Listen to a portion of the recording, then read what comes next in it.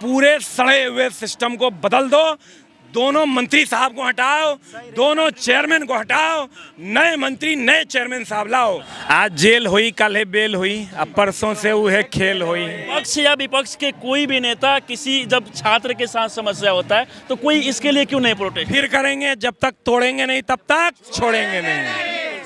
देखिए, अभी हम दिल्ली के रामलीला मैदान के सामने खड़े हैं, जहां पर देश के तमाम बड़े शिक्षक से लेकर छात्र पहुंचे हैं रेलवे एसएससी को लेकर, और इस बीच बिहार से चलकर इसके झा सर भी यहां पर आए हुए हैं। सर, क्या कुछ कहना चाहिएगा? जिस तरीके से लगातार पिछले कुछ समय से छात्र मांग कर रहे हैं एसएससी रेलवे का, लेकिन उनका मांग पूरा नहीं हो पा रहा है। क्या आपको लगता है कि ये आंदोलन से सरकार को झुकना पड़ेगा, मांगे पूरा करना पड़ेगा? देखिए, इतिहास है इस चीज़ का।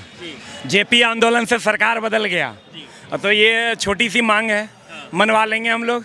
बैठ गए रामलीला मैदान पे, इससे बड़ा ऐतिहासिक मैदान नहीं है। इतिहास लिखा गया है यहाँ। अन्ना हजारे से लेकर के सारे लोगों ने यहाँ पर अपनी चीज़ें मनवाई है।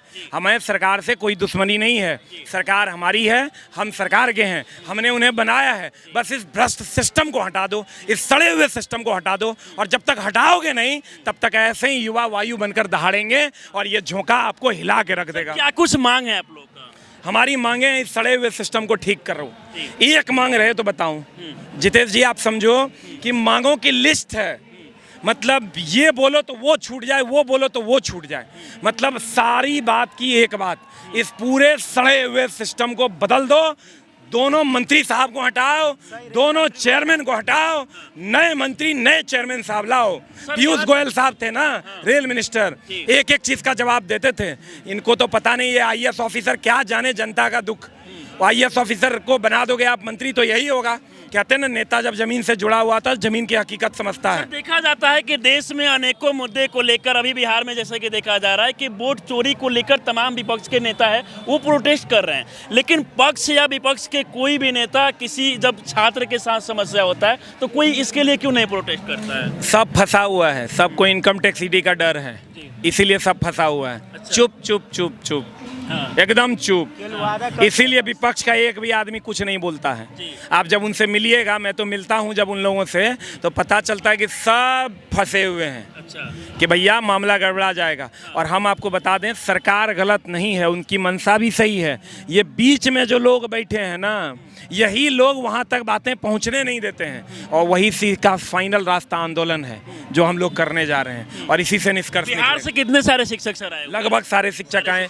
जो नहीं आए हैं अपने किसी मजबूरी के कारण, वो भी दिमागी रूप से सपोर्ट में है। ये आंदोलन कब तक चलने वाला है सर? इससे पहले भी आप लोग जैसे कि आए हुए थे दिल्ली, आपको भी डिटेन किया गया, कई शिक्षक को पुलिस के द्वारा वहां से उठाकर लेके गया गया, फिर भी आप लोग मतलब डर नहीं रहे हैं कि यहाँ भी मान लीजिए कि अगर पुलिस प्रशासन आ जाती है तो? कोई बात नहीं। हाँ। आज जेल हुई, कल है बेल हुई, अब परसों से वो है खेल हुई, वही होगा। अच्छा। ले चलो जेल। हाँ। अब तो भैया गमछा ले लिए हैं।